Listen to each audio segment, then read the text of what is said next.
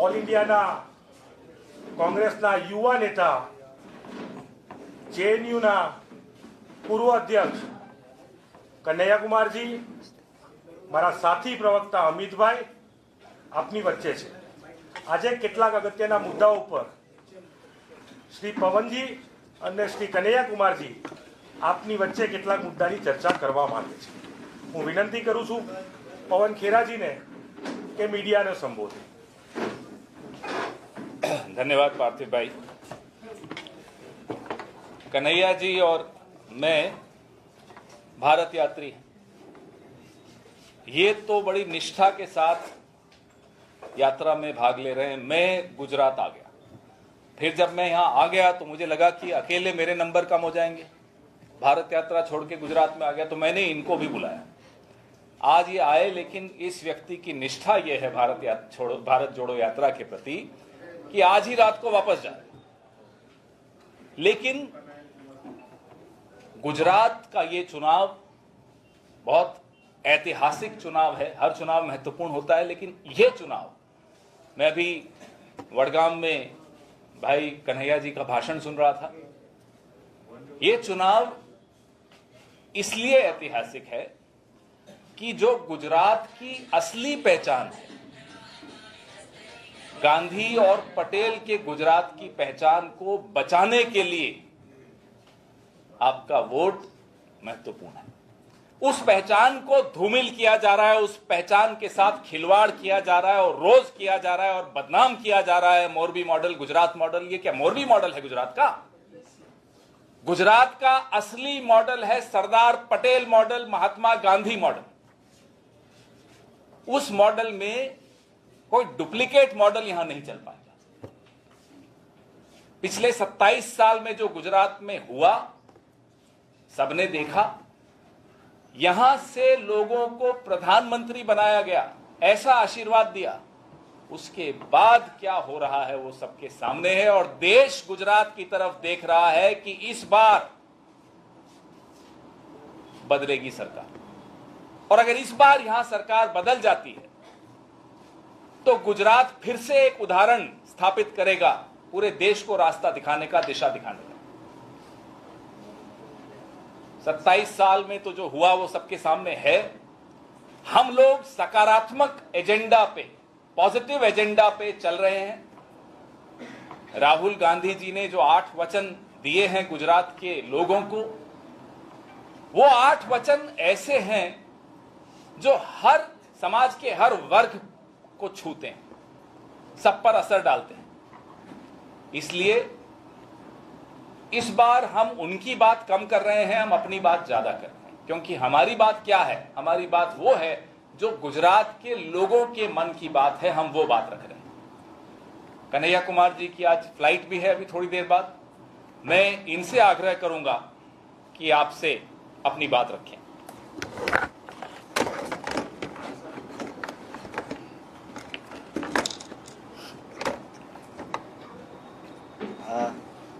सबसे पहले तो भारत जोड़ो यात्रा की तरफ से सभी यात्रियों के तरफ से आप सभी पत्रकार साथियों का बहुत बहुत धन्यवाद और आपका हार्दिक अभिनंदन.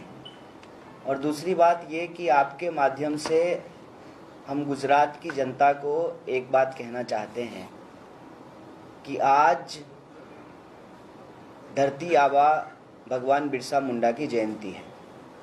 और बिरसा मुंडा जी इस देश के भीतर गुलामी के खिलाफ लड़ने के एक प्रतीक हैं, एक नायक हैं. वो कहते थे कि झूठ मत बोलो, शराब मत पियो, चोरी मत करो, अंधविश्वास को मत पालन करो, डायन भूत प्रेत पिचास को मत मानो, कर्म करो, मेहनत करो. आप चाहे बिरसा मुंडा जी के विचारों को पढ़ें या गांधी को पढ़ें तो आपको एक चीज़ कॉमन मिलेगा कि हर कोई बुरी आदत ना करें, सत्य बोले, इसकी बात करते रहे हैं. और हमारा व्यक्तिगत अनुभव ये रहा है कि गुजरात देश का एक ऐसा प्रदेश है जो आज सोचेगा, आज जो निर्णय लेगा, उसका असर आने वाले दिनों में पूरे देश पर पड़ता है। मसलन आप इस देश की राजनीति को देख लें, अर्थव्यवस्था को देख लें, या दुनिया में जो भारतीय लोगों का एक नेटवर्क है, उसमें गुजरात एक अग्रणी स्थान रखता है। गुजरात के पास देश का सबसे बड़ा कोस्टल लाइन है और गुजरात ने हमेशा से इस देश में राजनीतिक परिवर्तन की सुगबुगाहट को पहले महसूस किया है। मैं यहाँ कांग्रेस भवन में इस बात को दोहराना चाहता हूँ, हालांकि ये हमारे खिलाफ है, कि कांग्रेस के विरोध में भी जो छात्र आंदोलन हुए उसकी सुगबुगाहट गुजरात से शुरू हुई। गुजरात के लोगों ने राजनीति के भीतर भी एक बहुत बड़ा संदेशा दिया कि एक साधारण कार्यकर्ता को मुख्यमंत्री और मुख्यमंत्री से प्रधानमंत्री बनाने का मार्ग प्रशस्त किया। तो गुजरात क्या निर्णय लेता है, इसका असर देश पर पड़ता है। इस चुनाव में हम गुजरात के लोगों को कोई ज्ञान नहीं देना चाहते हैं। गांधी की धरती को क्या ज्ञान देंगे, पटेल की धरती को क्या ज्ञान देंगे? वो खुद समझदार हैं और अपना जीवन वो जी रहे हैं, उसके जद्दोजहद में वो लगे हुए हैं। लेकिन उनसे हम एक आग्रह जरूर कर सकते हैं, इस देश का नौजवान होने के नाते, और मैं बिहार से हूं और गुजरात से हमारा एक संबंध है, उस संबंध के नाते, कि आपके यहाँ मोहनदास करमचंद पैदा हुए थे, वो गांधी बिहार जाकर के हुए, चंपारण से। तो पूरे देश के युवाओं के बिहाफ पर कांग्रेस पार्टी के मंच से देश की सबसे बड़ी विपक्षी पार्टी का कार्यकर्ता होने के चलते ये अपील जरूर हम करना चाहेंगे कि अब वक्त आ गया है, 27 साल हो गए हैं, गुजरात को फिर से देश में एक नई राजनीति की सुगबुगाहट महसूस करनी चाहिए। मैं बाहर से आकर के कोई प्रवचन नहीं दे रहा हूं, बस मैं आपसे इस देश का आम नागरिक होने के चलते एक आग्रह कर रहा हूं कि प्रभु श्री राम जी का वनवास भी 14 साल में खत्म हो गया था। 27 साल आप एक ही पार्टी को मौका दिए हैं और उसके सारे परिणाम आपके आंखों के सामने हैं। एक गुजराती से बेहतर गुजरात मॉडल का सच कोई नहीं जानता है। और हम बार बार कह रहे हैं कि हम मोरबी पे कोई राजनीति नहीं करना चाहते, लेकिन मोरबी की घटना ने गुजरात पर कितना बड़ा कलंक लगाया है, इस पर हर गुजरात के व्यक्ति को सोचना जरूर चाहिए। और ऐसा क्यों हो रहा है कि कोई व्यक्ति पब्लिक का पैसा लूट करके भाग जा रहा है और कहीं ना कहीं उसका कनेक्शन आपके राज्य से जो है जुड़ जाता है। ये जिम्मेवारी है आज कि गुजरात इस देश की राजनीति को बदले। इस बार का चुनाव अनावश्यक भावनात्मक मुद्दों पे नहीं, जीवन की जो ठोस समस्याएं हैं उस पर होनी चाहिए। और जीवन की ठोस समस्याएं ये है कि गुजरात के किसान को भी उनके फसल का दाम नहीं मिल रहा है। गुजरात में भी पीने के पानी का संकट पैदा हुआ है। गुजरात में भी झुग्गियां हैं। मैं भी आ रहा था, साबरमती आश्रम के ठीक सामने मैं उन बस्तियों को देख रहा था। फिर मुझे समझ में आया कि जब बाहर से कोई अतिथि आते हैं तो क्यों झुग्गी बस्तियों को ढक दिया जाता है, ताकि सच ना दिखे। ये मौका है कि गुजरात अपने सच को स्वीकार करे कि सबसे ज्यादा बिजली के दाम यहाँ वसूले जाते हैं। रास्ते में मुझे वो थर्मल मिला था। सबसे ज्यादा जो है करप्शन के मामले यहाँ आए हैं मनरेगा के अंदर। सबसे ज्यादा आरटीआई एक्टिविस्टों की हत्या हुई है। ये तमाम मुद्दे हैं गुजरात के। गुजरात को ये तय करना पड़ेगा कि सचमुच का गांधी पटेल वाला गुजरात मॉडल चाहिए कि झूठ का मॉडल चाहिए। और झूठ कैसा है मैं आपको सीधा बता देता हूं। जब से प्रधानमंत्री जी मुख्यमंत्री से प्रधानमंत्री हुए हैं, गुजरात को उन्होंने छोड़ दिया है। और छोड़ने का सीधा परिणाम ये देख लीजिए कि 3 मुख्यमंत्री हो चुके हैं। तो मोदी जी से ये सवाल गुजरात के लोग पूछें कि आप एफिशिएंट थे, आप लगातार मुख्यमंत्री रहे और आप ही मुख्यमंत्री रहे, आपको 3 मुख्यमंत्री बनाना पड़ गया है। तो आपने गलत व्यक्ति को चुन लिया कि गुजरात ने आपके ऊपर भरोसा करके गलती कर दी। यह प्रश्न गुजरात के लोगों को ही पूछना चाहिए, हम नहीं पूछ सकते हैं कि क्या आनंदीबेन पटेल जी में क्या दिक्कत थी, और दिक्कत थी तो क्यों चुना। फिर उनको रिप्लेस करके रूपानी जी को लाए, उनमें क्या दिक्कत थी, और दिक्कत थी तो उनको चुना क्यों। फिर भूपेंद्र साहब को लेकर के आए, वो तो आप लोग उसके पास क्लिप होगा, आप मीडिया के साथी हैं, ऊँघ रहे थे। बगल वाला बोला कि मुख्यमंत्री बन गए, बधाई हो। बोला भरोसा ही नहीं हुआ। ये एक संवैधानिक पद का अपमान है। और फिर कांग्रेस से पूछते हैं कि आपके मुख्यमंत्री का चेहरा कौन होगा। गुजरात की जनता आशीर्वाद दे, ऑथेंटिक चेहरा होगा। और 8 वचन हमारा चेहरा है, व्यक्ति चेहरा नहीं, वो वचन चेहरा है। और वो वचन गुजरात के लोगों से जुड़ा हुआ है। हम कह रहे हैं कि लोगों को 300 यूनिट बिजली फ्री मिलनी चाहिए। कोरोना में जिनको ऑक्सीजन नहीं मिला, जिनकी जान गई, उनको मुआवजा मिलना चाहिए, इंश्योरेंस मिलना चाहिए, किसानों को उनके फसल का दाम मिलना चाहिए। और जो कॉन्ट्रैक्ट पे काम करने वाले लोग हैं, आप सब तो करते ही हैं, क्या पता कब जो है मैनेजमेंट से फोन आ जाए कि कल से मत आना, तो कल से नहीं आएंगे तो परसों से EMI कैसे देंगे, कार का, घर का। ये जो संकट है, और ये हम बोल नहीं रहे हैं, आपको ये सूचना मिली होगी कि राजस्थान में संविदा कर्मियों को परमानेंट कर दिया गया है।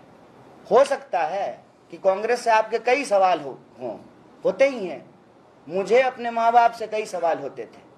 कई बार लगता था कि हमको कम, भाई को ज्यादा, या भाई को ज्यादा हमको कम।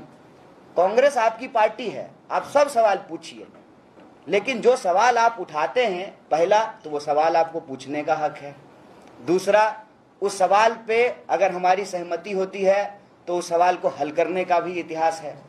तो यहां तो हम वहां पहुंच गए कि आप सवाल ही नहीं पूछ सकते हैं। और जो परिस्थिति बना दी गई है कि गांधी और पटेल के मॉडल को आज झूठ का मॉडल बनाया जा रहा है। कैसे? प्रधानमंत्री जी जब परिवारवाद पे भाषण देते हैं ना, तो मुझे लगता है कि उनका गृह मंत्री उनके खिलाफ साजिश कर रहा है। अगर परिवारवाद पे प्रधानमंत्री कुछ बोल रहे हैं तो गृह मंत्री जी को उसको संज्ञान में लेना चाहिए और अपने बेटा को BCCI सेक्रेटरी पोस्ट से हटवाना चाहिए कि नहीं भाई, परिवारवाद नहीं चलेगा। आप लोग अहमदाबाद में हैं, अहमदाबाद में परिवारवाद नहीं हुआ है, नेताओं के बच्चों को टिकट नहीं दिया गया है। 10 से ज्यादा टिकट जो है नेताओं के बच्चों को दिए गए हैं बीजेपी के द्वारा। और मजेदार बात यह है कि मुख्यमंत्री के बेटा को बगल में बिठा करके प्रधानमंत्री जी परिवारवाद पे बात करते हैं। हम कहते हैं कि देश के नौजवानों को सोचना पड़ेगा। तमाम तरह की भावनात्मक बातें करके हमारे जो बुनियादी सवाल हैं उसको गुमराह कर दिया गया है। ना रोजगार की बात, ना जो है मजदूरों को उनके काम के दाम की बात, ना जो है किसानों को उनके फसल के दाम की बात, ना महिला सुरक्षा की बात। अब आप मुझे बताइए कि कोई व्यक्ति बलात्कार के आरोपियों को प्रेज करे, इससे समाज में क्या मैसेज जाएगा? और हम किस परिस्थिति पे आकर के आज खड़ा हो गए हैं कि गांव हो शहर हो, हर जगह महिलाओं के ऊपर अपराध लगातार बढ़ रहे हैं। सरकारी आंकड़ा है, हर 16 मिनट में हमारे देश में किसी न किसी महिला के खिलाफ अपराध होता है, बलात्कार होता है। ऐसी स्थिति में देश के आम लोगों को, जिनसे उनका जीवन सीधे प्रभावित होता है, क्या भावनात्मक बातें की जा रही हैं उसको अगर आप हटा दें तो हर किसी का, चाहे आपका पूजा करने का, इबादत करने का, भगवान को मानने का जो भी तरीका हो, आपकी पहचान कुछ भी हो, पेट्रोल पंप वाला कोई जो है भेदभाव नहीं करता है। मेरा नाम कन्हैया 100 रुपया, पवन जी 100 रुपया, पत्रकार 100 रुपया, नेता 100 रुपया। ये रियलिटी है। तो हम समझते हैं कि ये मौका है कि गुजरात का चुनाव इस बार लोगों के मुद्दों पर होगा। और बाहर तमाम तरह की बातें की जा रही थी। मैं अभी एक सभा से लौट रहा हूँ, मुझे भी जब दूर था गुजरात चुनाव से तो कई तरह की बातें की जा रही थी, इसका नाम उसका नाम। यहाँ आकर के मुझे लगा कि गुजरात के लोगों के मन में कोई दुविधा नहीं है, सीधी लड़ाई है कांग्रेस और बीजेपी के बीच में। जो लोग बीजेपी को पसंद करते हैं वो बीजेपी को वोट देंगे, लेकिन जो लोग खुद को पसंद करते हैं, जिनको अपने मुद्दों से प्यार है, वो कांग्रेस को वोट करेंगे, ऐसा मेरा अनुमान है। और कांग्रेस एक जिम्मेदार विपक्ष की भूमिका न सिर्फ भारत जोड़ो यात्रा में निभा रही है, हमारी भावना गुजरात के साथ है। गुजरात के लोगों का आशीर्वाद प्राप्त होगा तो जो 8 वचन बोले गए हैं उन वचन को निभाया जाएगा। बहुत बहुत धन्यवाद, बहुत शुक्रिया। आपके सवाल।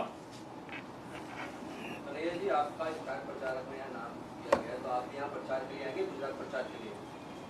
देखिए, प्रचार को लेकर के एक बात मैं स्पष्ट कर दूं कि वहाँ भी मुझे एक पत्रकार ने पूछा कि राहुल जी आएंगे कि नहीं आएंगे। ये हमसे ज़्यादा बड़ा सवाल है, तो मैं उसी को एड्रेस कर देता हूँ। दोनों काम अलग अलग नहीं है। एक ही पार्टी है, कांग्रेस पार्टी भारत जोड़ो यात्रा भी ऑर्गेनाइज कर रही है और चुनाव भी लड़ रही है। तो हम लोग काम बांट करके करते हैं, एक परिवार की तरह, एक टीम की तरह। कोई कॉन्ट्राडिक्टरी चीज़ नहीं है कि भारत जोड़ो यात्रा कर रहे हैं और चुनाव हो रहा है, तो जो है बिल्कुल आपस में कोई अंतर विरोधी बात है। सामंजस्य बिठाने का सवाल है और सामंजस्य की कोई तकलीफ है नहीं। भारत जोड़ो यात्रा भी चलती रहेगी, लेकिन भारत जोड़ो यात्रा में 7 दिन, 8 दिन, 10 दिन पे ब्रेक होता है। जैसे आप पीछे देखे होंगे कि दिवाली पे ब्रेक हुआ है, अभी जो है 13 तारीख को ब्रेक हुआ था, फिर 21 तारीख को ब्रेक होगा। तो जो ब्रेक के दिन होंगे उन दिनों में स्वाभाविक रूप से हमने कहा कि गुजरात से हमको बड़ी अपेक्षा है, सिर्फ कांग्रेस कार्यकर्ता के चलते नहीं, इस देश का एक साधारण नौजवान होने के चलते गुजरात से बड़ी अपेक्षा है कि गुजरात अगर सकारात्मक परिवर्तन करेगी, सकारात्मक मुद्दों पर अगर गुजरात का समर्थन हमको मिलता है तो ये हमारे लिए बहुत बड़ी चीज़ है। और कहते हैं ना कि किसी समस्या की शुरुआत जहाँ हुई है, असल में निदान भी उसका वहीं पे होता है। इस देश में जो राजनीतिक मॉडल खड़ा हुआ है उसका निदान भी यहीं है। तो गुजरात से विशेष प्रेम है, स्नेह है। जब भी मौका होगा ज़रूर आएंगे, लेकिन भारत जोड़ो यात्रा भी बिना रुके हुए निर्बाध तरीके से कदम दर कदम अपने मंजिल को प्राप्त करेगी और दोनों साइमल्टेनियस चलेगा। ये अभी कुछ भी कह दें, हम इन्हें बुलाएंगे। कन्हैया जी, आप जेएनयू से अध्यक्ष भी रहे हैं और युवा नेता भी इस टाइम कांग्रेस से, तो युवाओं के बीच ऐसा कौन सा मुद्दा लेके जाएंगे जो युवाओं से आप वोट मांगेंगे अपनी पार्टी के लिए? देखिए, हम युवाओं के बीच मुद्दा लेके जाएंगे, मैं उस परिस्थिति में नहीं हूँ। युवा एक्चुअली मुद्दा लेकर के हमारे बीच में आ रहे हैं, क्योंकि हम युवाओं के बीच जो है चले गए भारत जोड़ो यात्रा के माध्यम से। मैं आपको बता दूं, दक्षिण से लेकर के अब हम लोग उत्तर की तरफ बढ़ रहे हैं। यात्रा अभी महाराष्ट्र में है और मेरे ख्याल से गुजरात में भी ये मुद्दा होगा। सबसे बड़ा मुद्दा रोजगार का मुद्दा है। वाकई जो इस देश के नौजवान हैं वो बेरोजगारी से परेशान हैं और हर तरह की बेरोजगारी है। मान लीजिए जो ऑलरेडी स्किल्ड लोग हैं उनकी भी बेरोजगारी है, और जो लोग कोई स्किल नहीं लिए हैं उनकी तो बेरोजगारी है ही। जैसे यात्रा के दौरान जो लोग आकर के मिलते हैं, जो डेलीगेशन मिलता है, तो हमने देखा कि जो ट्रेंड टीचर हैं वो भी बेरोजगार हैं, जो इंजीनियरिंग किए हुए हैं वो भी बेरोजगार हैं, एमबीए किए हुए हैं, दूसरे तरह के उनके पास टेक्निकल हैंड है, पॉलिटेक्निक किया है, आईटीआई किया है। इसके साथ साथ जो आर्मी एकेडमी में ट्रेनिंग लेते हैं, जो पीसीएस की तैयारी करते हैं, क्लर्क की तैयारी करते हैं, जनरल कंपटीशन की तैयारी करते हैं, तो बड़े पैमाने पे बेरोजगारी है और इसमें इजाफा हुआ है। खास करके आप लोग अगर न्यूज़ फॉलो कर रहे होंगे तो जो हाईली पेड प्रोफेशनल्स थे आज के डेट में वो भी बेरोजगार होना शुरू हो गए हैं। फेसबुक के भीतर जो है बड़ी छटनी की गई है, और आप जानते हैं कि भारत के बहुत सारे लोग अच्छी कंपनी में अच्छे पोजीशन पे काम करते थे। तो कोरोना के बाद भी, लॉकडाउन के बाद भी कई कॉरपोरेट ऑफिसेस में बड़े पैमाने पे छटनी की गई है। तो नौजवानों का सबसे बड़ा मुद्दा रोजगार का मुद्दा है। कन्हैया जी, जयराम रमेश जी ने भी कहा है कि राहुल गांधी के बाद में कन्हैया जी की लोकप्रियता सबसे बड़ी देखी जाती है, इसे किस तरह आप देखते हैं? नहीं, ये उन्होंने दूसरे कॉन्टेक्स्ट में कहा था। मेरी लोकप्रियता या मेरा पैमाना ये इम्पोर्टेंट नहीं है। मैं बार बार कहता हूँ कि कांग्रेस पार्टी के लिए देश इम्पोर्टेंट है। देश का जो होगा वही कांग्रेस का भी होगा, उसी तरह से जो कांग्रेस का होगा वही कन्हैया का भी होगा। ये बहुत इम्पोर्टेंट चीज़ नहीं है। आप कह रहे हैं कि जनता चाह रही है परिवर्तन, लेकिन बीजेपी वालों का तो कहना ये है कि कांग्रेस तो हमारी लिस्ट में दूर दूर तक नहीं है। ना, ऐसा नहीं है। कांग्रेस उनके लिस्ट में है और आप इसको ठीक से देखेंगे तो समझ जाएंगे। वैसा कांग्रेस उनके लिस्ट में नहीं है जो गांधी और पटेल के मूल्यों पे चलता है। वैसा कांग्रेसी तो है ही उनके लिस्ट में। अभी अगर आप आंकड़ा निकाल के देख लेंगे, जब से जो है मुख्यमंत्री थे मोदी जी और अभी तक प्रधानमंत्री तक, कई जो है कांग्रेसियों को उन्होंने जो है भाजपाई बनाया है, जिनको वो सब कुछ कहते थे। हर वो आरोप जो आज हमारे ऊपर लगाते हैं ना, कल वो उन लोगों के ऊपर भी लगाते थे। लेकिन बीजेपी वॉशिंग मशीन है, इधर से डिटर्जेंट डाल करके सदाचारी भ्रष्टाचारी तुरंत कन्वर्ट कर देती है। चंद्रकांता सीरियल में जैसे अय्यार रूप नहीं बदल लेता था, कि इधर अगर आप राजीव गांधी भवन में आए हैं तो आपके ऊपर सब आरोप लगेगा, हिंदू विरोधी होने का, देश विरोधी होने का, और उधर रास्ता बदल करके भाजपा ऑफिस जाइए, वो सब आरोप रास्ते में धुल जाएगा, सर्विस हो जाएगा एकदम वॉशिंग चकाचक। तो ये सब ना कहने की बात है। कांग्रेस दूर दूर तक हमारे लिस्ट में नहीं है। दूर दूर तक लिस्ट में नहीं है तो दिन भर टीवी पे ये डिबेट क्यों चलता है, दिन भर व्हाट्सएप पे मैसेज क्यों आता है, क्या बोलने की जरूरत है। अभी हम तो बार बार कह रहे हैं, आज के डेट में मोदी जी का सबसे विरोधी जो है ना वो अमित शाह है। मोदी जी कुछ बोलते हैं, उससे अंतर विरोधी बयान वो दे देते हैं। अमित शाह जी ने कहा कि 41,000 का टी शर्ट पहन करके, बगले में मोदी जी बैठे हुए थे 1.5 लाख का चश्मा पहन करके। ये समझ रहे हैं आप? मोदी जी इधर से कहते हैं परिवारवाद, उधर से जो है उजय शाह को कुछ दे देते हैं। तो मुझे तो लग रहा है कि प्रधानमंत्री जी सम्मानित हैं, इधर उधर की बात ना करें, देखें कुछ मामला गड़बड़ हो रहा है। कहीं अगला ये ना हो कि जो इधर परिवारवाद पे भाषण देते रहे और इधर अमित शाह जी जैसे स्टेडियम का नाम का घोषणा कर दिया ना, कहीं जैसा को जो है गुजरात का मुख्यमंत्री का घोषणा ना कर दें। आम आदमी पार्टी के जो केजरीवाल जी है वो लिख के दे रहे हैं कि कांग्रेस की केवल 5 सीटें आएंगी गुजरात में। कौन दे रहे हैं? केजरीवाल जी। अच्छा, तो लोकपाल आया, लोकपाल बन गया। हम दिल्ली से आते हैं, कहाँ ये सब सवाल का कोई मतलब है? गुजरात पे पूछिए। दिल्ली के मुख्यमंत्री हैं, वो लिख कर दे रहे हैं गुजरात में चुनाव लड़ना है। आप कह रहे हैं सवाल दिल्ली के मुख्यमंत्री हैं, सही बात है। हम दिल्ली के ही मुख्यमंत्री को हम जानते हैं जंतर मंतर के दिनों से, उस समय हम यूनिवर्सिटी में पढ़ते थे। तो आप भी जानते हैं, वैसा थोड़ी है कि नहीं जानते हैं। अच्छा एक बात बताइए, कागज पे लिख करके हम यहाँ कुछ भी कह दें, फैसला कौन करेगा? गुजरात के लोग करेंगे ना, तो उनको करने दीजिए ना। और गुजरात के लोग ये फैसला करेंगे, हम बस उम्मीद कर सकते हैं कि वो अपने मुद्दों पे फैसला करेंगे, जो उनकी समस्या वो उस पर फैसला करेंगे। ये WWF का मैच चल रहा है, हमारा जो है बाइसेप्स ज़्यादा है, हम ज़्यादा बढ़िया कागज पे लिख दिए हैं। मैं सिर्फ इतना कह रहा हूँ, बहुत हम्बली कह रहा हूँ, गुजरात के लोगों को कोई बाहर से आकर सिखाए ना। गुजरात दुनिया को सिखाती है, तो अपना ज्ञान लोग अपने पास रखें। गुजरात के लोगों से बस हम अपील कर रहे हैं कि आप सोचिए, और आप जब भी सोचते हैं ना तो देश बदलता है। बस हम यही आग्रह कर रहे हैं।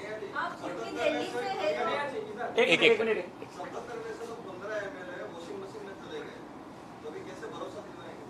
किस हम अपने नहीं, इसका एक जवाब है मेरे पास, सिर्फ एक जवाब है। आपको ये तय करना पड़ेगा कि आप किसके साथ खड़ा हो रहे हैं। व्यक्ति के साथ खड़े होइएगा, धोखा खाइएगा। विचार और पार्टी के साथ खड़े होइएगा तो उसकी गारंटी होगी। अच्छा आप मुझे ये बताइए, सोच के बताइए, एक व्यक्ति जो कभी बीजेपी में नहीं जा सकता है वो राहुल गांधी है कि नहीं है? सबको पता है ना। तो अगर आप देख ही रहे हैं, हालांकि मैं इस पैटर्न को मानता नहीं, मैं बार बार कहा कि मेरे लिए फेस वो 8 वचन होगा, लेकिन अगर आप यही मानते हैं तो देख लीजिए सबसे क्रेडिबल फेस कौन है देश में बीजेपी के खिलाफ लड़ने के लिए। तो आप उसको पूरा नंबर दीजिए ना। विराट कोहली को जो है टीम दे दीजिएगा और बैट ही नहीं दीजिएगा, मैच कैसे होगा बताइए? आप फुल मेजोरिटी कहीं भी आती है तो वहां बैग काम नहीं करता है, वहां डर भी काम नहीं करता है। और ऐसा हुआ है क्या कि जो है मोदी जी के प्रधानमंत्री बनने के बाद जो है बीजेपी चुनाव नहीं हारी है? हारी है। अभी जो है बिहार में सरकार बदल गई, क्या हो गया? ईडी सीडी बैग चाणक्य नीति, क्या हो गया? नंबर आपके फेवर में रहेगा डेमोक्रेसी में तो कुछ नहीं होगा। बंगाल में क्या हो गया? चुनाव हार गए, कुछ नहीं हुआ, कोई काम नहीं हुआ। और बंगाल में क्या हो रहा है? बाबुल सुप्रियो कहाँ था बताइए? बीजेपी में था ना, कहाँ चला गया? बात यह है कि आपको देखना पड़ेगा कि राजनीति में एक्सिस क्या है, पैराडाइम किधर शिफ्ट होता है। जो आदमी क्रेडिबल है, ईमानदारी से लड़ रहा है, उसके बारे में तमाम व्हाट्सएप मैसेज आपके पास पड़ा हुआ है। राजकुमार कहते हैं, तो मैं कहता हूं शर्त लगाते हैं कि बीजेपी का कोई नेता रोज 25 किलोमीटर चल करके हमको दिखाए। जो आदमी क्रेडिबिलिटी से लड़ रहा है उसके बारे में गलत बयानी है, और ये कंफ्यूजन है कि इसको वोट दे दोगे तो वो वहां चला जाए। उसको वोट दिए कहां? आप व्यक्ति को वोट दिए, आप पार्टी और विचार को फुल मेजोरिटी देकर के देखिए। क्या कांग्रेस इस देश में चलाई नहीं है सरकार? ये कैसी बात है? क्या कांग्रेस को तजुर्बा नहीं है? कांग्रेस को देश चलाने का तजुर्बा नहीं है? ये सब बेकार की बातें हैं। ये जानबूझ करके चुनाव में ऐसी बातें की जाती हैं ताकि, मैंने आपको कहा कि जो जिनको बीजेपी से प्यार है, अपना दिल दे दिए सनम, तो वो तो उसी को वोट करेंगे। लेकिन जिनको परिवर्तन चाहिए उनको कंफ्यूज कर दिया जाता है। अब आप रोड पार करते हुए कंफ्यूज हो जाएंगे तो एक्सीडेंट ही होगा ना। नदी पार करते हुए कंफ्यूज कर जाएंगे तो एक्सीडेंट ही होगा ना। कंसोलिडेशन अगर वोट का होगा, फुल मेजोरिटी होगी, कोई नहीं जाएगा, नहीं जाता है।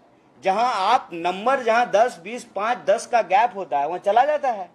तो जनता अगर परिवर्तन का मूड बनाती है ना, तो फिर फ्लड गेट ओपन हो जाता है, फिर वहां गिनती काम नहीं करती है। 27 सालों से यहाँ पे बीजेपी का ही राज है। पवन जी, कब तक राहुल गांधी और प्रियंका गांधी आने वाले हैं? क्या शेड्यूल बनाए थोड़ा? हाँ, शेड्यूल मैं अभी तो कैसे बताऊं, लेकिन जब बनेगा तो मुझे लगता है मुझे भी आपसे ही मालूम पड़ जाएगा, क्योंकि आप लोगों की नजरें, कान और आंखें बड़ी मजबूती से आप लगाए हुए हैं हमारी पार्टी पर। अच्छा लगता है ये देखकर। बहुत जल्दी आपको साझा किया जाएगा। तो मेरा सवाल है, केजरीवाल जी जो दावा कर रहे हैं कि उन्होंने सरकारी स्कूल और मोहल्ला क्लिनिक जिस हिसाब से परिवर्तन किया है, या सही में एक ऑर्डिनरी सिटीजन होने के नाते आपको ये महसूस हो रहा है? देखिए, एक तो मैं बार बार ये बात कहता हूं कि बेचा क्या जाता है, ठीक है, वादा क्या किया गया है और अल्टीमेटली डिलीवर क्या हुआ, ये 3 पॉइंट को ना देखना चाहिए। तो वादा क्या किया गया वो तो उस पे आप किसी से भी दिल्ली में पूछ सकते हैं। अन्ना आंदोलन जहां से शुरू हुआ उसमें जो वादे थे वो बात भुला दी गई है। तो वो कहते हैं ना कि कुछ इधर गिरा कुछ उधर गिरा, इस दिल के टुकड़े हजार हुए, कोई यहाँ गिरा कोई वहाँ गिरा। कुछ तो बीजेपी में ही हैं सीधे सीधे, और जो है कुछ हैं अपनी पार्टी बनी हुई है, कुछ जो साथ लड़ना शुरू कर दिए थे आज उनके साथ नहीं है। मैं बड़ी याद नोटिस करके आपको बताना चाहता हूँ, उस पूरे मूवमेंट में जो है योगेंद्र जी भी थे और हमारे साथ भारत जोड़ो यात्रा में चल रहे हैं। तो उसको आपको देखना पड़ेगा कि आप कहाँ से देख रहे हैं। तो जो वादे किए गए थे वहां से बात आगे बढ़ गई। बाद में फिर ये कहा जाने लगा कि स्कूल अच्छा हो गया। तो कोविड दिल्ली में था ना, मैं था दिल्ली में, नहीं मिल रहा था ऑक्सीजन का सिलेंडर। जैसे आपको अहमदाबाद के सिविल अस्पताल में ऑक्सीजन सिलेंडर नहीं मिल रहा था, दिल्ली में भी नहीं मिल रहा था, ये हमने देखा है। तो इसका मतलब जो बेचा जा रहा है और जो डिलीवरी हो रही है उसमें भी फर्क है। सवाल क्या है कि एक ना माहौल, एक परसेप्शन बनाया जाता है। हम कहते हैं कि उस माहौल और परसेप्शन को बनाने के लिए आप कुछ भी कहिए। हकीकत यह है गुजरात में कि या तो आप, जो लोग वोट करना चाहते हैं बीजेपी को, बीजेपी को ही रखना चाहते हैं, उनके लिए विकल्प बिल्कुल साफ है। जो लोग बीजेपी से को नहीं चाहते हैं, गुजरात में परिवर्तन चाहते हैं, उनके मन में दुविधा पैदा की जा रही है। कांग्रेस ही एक ऐसी पार्टी है मौजूदा हालात में गुजरात में, मैंने 100 साल 150 साल की भविष्यवाणी यहाँ नहीं कर रहा हूँ, वो मेरी क्षमता, मेरी औकात नहीं है। लेकिन अभी अगर किसी को परिवर्तन चाहिए गुजरात में तो उसके सामने कांग्रेस एक विकल्प है। बाकी कौन क्या कह रहे हैं, क्या लिख रहे हैं, ये हमारे लिए इम्पोर्टेंट नहीं है। हम जो कह रहे हैं वो हमारे लिए इम्पोर्टेंट है, और वो जो हम कहते हैं वो, जैसा कि पवन जी ने कहा, वो गुजरात की जनता के लिए इम्पोर्टेंट है। हर कोई चाहता है कि बिजली के दाम कम हो, उसके यूनिट फ्री हो, उसको जो है मुआवजा मिले, उसको जो है मेडिकल बीमा मिले, संविदा कर्मियों को परमानेंट किया जाए, किसानों को उनके फसल का दाम मिले, बेरोजगारों को बेरोजगारी भत्ता मिले। यही गुजरात के मुद्दे हैं ना। और जब हम हराने में सक्षम हैं तो जो लोग हराना चाहते हैं उनके सामने एकमात्र विकल्प है। हम यही कह रहे हैं। कन्हैया जी, राहुल गांधी ने ये बार बार बोला है कि भारतीय जनता पार्टी, उनकी आईटी सेल और बहुत सारे लोग राहुल गांधी की इमेज को लेके सोशल मीडिया पे परसेप्शन बनाते हैं। आपको लगता है कि इस यात्रा के बाद वो सब परसेप्शन या फिर इमेज बिल्डिंग की बात फिर से आएगी, या फिर चेंज हो रहा है या नहीं? देखिए, एक बात तो मैं कह रहा हूं कि शायद राहुल जी ने अपने मुंह से ये बात कभी नहीं कहा होगा। उस इंसान को अपनी छवि की चिंता नहीं है। आप उस व्यक्ति के बारे में कुछ भी कहिए, कोई फर्क नहीं पड़ता है। उस इंसान के नाम में गांधी शब्द जो है ना, बस नाम के लिए नहीं है, उसको वो अपने जीवन में जीते हैं, उसका अनुसरण करते हैं। वो बार बार कहते हैं कि किसी से भी नफरत मत करो, किसी के प्रति भी जो है ना बुरा भाव मत रखो। कोई तुमको कुछ भी कहे, अपनी काम को जो है निरंतर करो ईमानदारी से। हम लोगों को ये सच पहले से पता था। बात यह है कि जिनको ये सच मालूम नहीं था, उनको ये सच मालूम हो रहा है। तो इसको यूं मत कहिए कि उनकी छवि सुधरेगी, सुधर गई, ये सब गलत शब्द होगा। जो उनकी वास्तविकता है वो लोगों के सामने में आ गई है। और जहां तक उसको धूमिल करने का प्रयास है, वो बंद कब हुआ है? ऐसा तो नहीं है कि भारत जोड़ो यात्रा के पहले ये प्रयास हो रहा था और भारत जोड़ो यात्रा के बाद ये प्रयास खत्म हो गया। नहीं, आप देखिए कि किस तरह के सवाल उठाए गए जो अपने आप में पूरी तरह से गैर राजनीतिक सवाल हैं। किसी महिला का हाथ पकड़ के चल रहे हैं, टी शर्ट कौन सी कंपनी का है, जूता कौन सी कंपनी का है, कंटेनर में एसी, ये सब राजनीतिक सवाल हैं।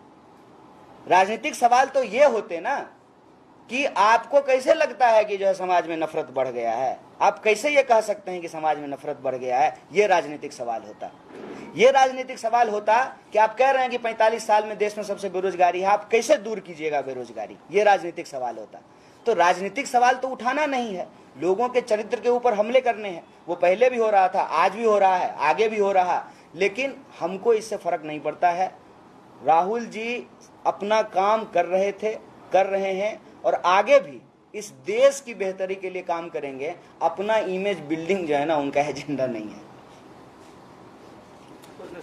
धन्यवाद।